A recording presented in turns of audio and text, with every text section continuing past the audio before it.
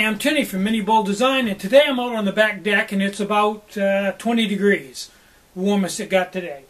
Now this video, I'm going to dedicate this totally and completely to the person who's just starting out with an alcohol stove. We like to call them a newbie. Somebody who doesn't know anything about alcohol stoves and wants the basics to get started. I'm getting a lot of emails from new customers who don't know anything about alcohol stoves and are looking to buy their first one, and they have some pretty valid questions. So let me cover the very absolute basics in this video, and in the next couple of videos I'll get to the more complicated things like SS remotes and big gulps and all that kind of stuff. Okay, the very first thing I want to talk about is almost all of the emails I've had, people want to know about wick stoves. Okay, now I recommend that for your first stove, you buy an M2SB. The reason I say that is it has a safety base on it, so if you make a mistake, it's a very forgiving stove. And you say, what kind of a mistake? If you overfill the stove for any reason, it's easy to do, it'll just run down into the base and burn off. You won't set anything on fire. Now when you get an M2SB, uncoil the line. It comes with 2 feet of micro fuel line. And to feed it, I recommend, beyond anything else, if it's never done anything before, buy a regular 4 1/8 ounce nipple cap. Not a gravity cap, not an SS remote, nipple cap. And put your fuel line on the nipple cap. There you go, just slides on, easy as that. You're going to need an 8-ounce bottle, which will come with a flip-up squirt cap, which you're not going to use, but it works good to keep the alcohol in the bottle. Now, this 4 1/8 ounce nipple cap comes with a rubber seal in it and a hole. Screw it on, don't get it cross-threaded.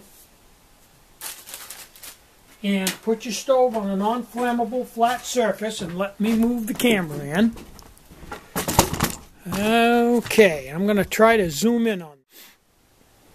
Okay, I've refocused the camera, and what I'm going to do is I want you to watch this wick, and hopefully there's enough light here for you to see this wick, what it's going to look like. Now, I've got my bottle, and I'm going to hold my bottle up about a foot above the stove, and I'm going to start squeezing it. And when I do, alcohol is going to rush into that stove. Now, I'm squeezing it. It takes quite a while. This micro line doesn't let a lot of fuel through at one time, and that's a good thing for the beginner or anybody else, because you can't flood the stove easily. Okay, now I'm going to let up on the bottle, let it suck some air, and then I'm going to squeeze it again. It'll probably take a couple of squeezes. Okay, now right here, if you're paying attention and putting your finger on it, you feel it's starting to get a little wet now. That's the first bit of alcohol right there. Now, you'll see it start to, see right there where my finger is starting to get shiny, and it'll come all the way out to the edge. I overfueled it. The light isn't good here. You want to wait until this whole thing is wet, all the way out to the edge, and then light it. Of course, it's so cold this lighter won't light. Come on, just once. There we go. Lit it off the flint. Okay, and then light your stove. Let me zoom this camera back.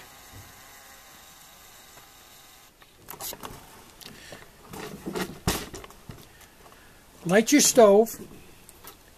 I recommend that for your first pot stand, you buy a 5 by 23 pot stand. They're big and forgiving. For your first pot, I recommend a 12 centimeter Imusa pot with a lid. It's big enough to do anything you want to do. The 10 centimeter is a little limited, so I'd buy the 12.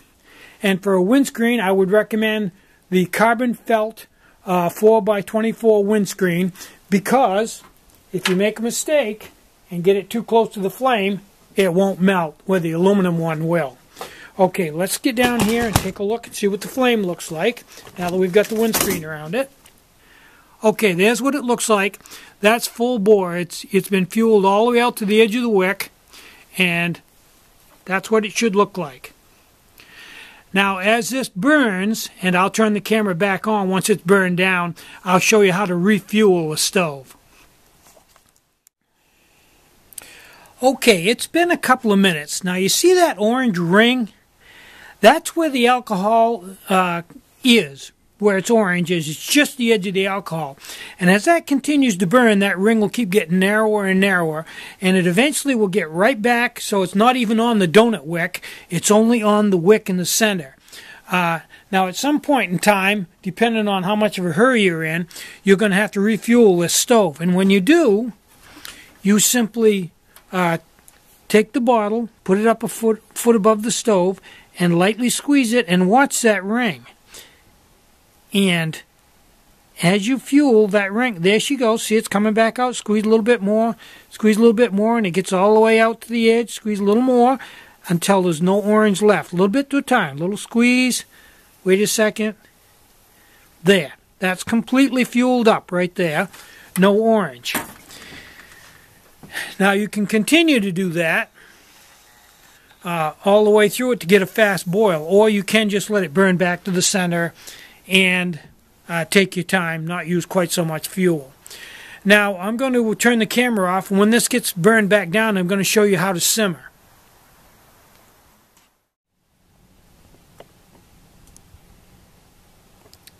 Okay, this has started to burn back now, and if you look in here, right there you can see that orange ring.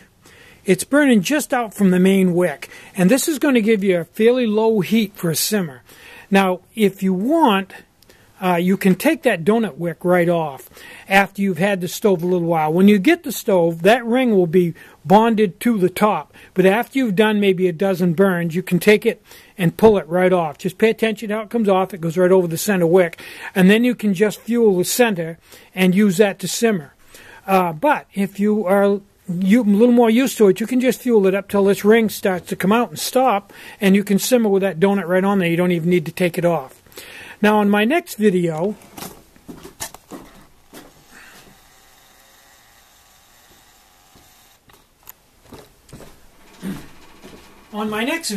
I will talk about the dome top remote. I think that's the next logical choice, because it's probably the next easiest thing to use.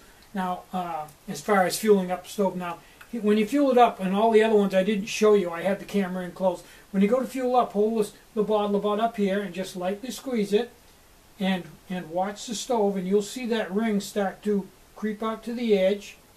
You can keep going slowly, little squeeze, and then let off, little squeeze, let off, another little squeeze, and slowly work your way right out till the ring's gone and you're fully fueled up. Takes a little practice. It's not anything that's really difficult. Just proceed with caution until you get used to it. So that's everything I'm going to do for this video. And like I said, on the next one I'll show you how to use the dome remote. So I'm Tinny from minibulldesign. Get out and hike, take a friend, enjoy the great outdoors, and more important than anything, try to have a really great day and try to get out and have some fun today. You deserve it. Bye-bye.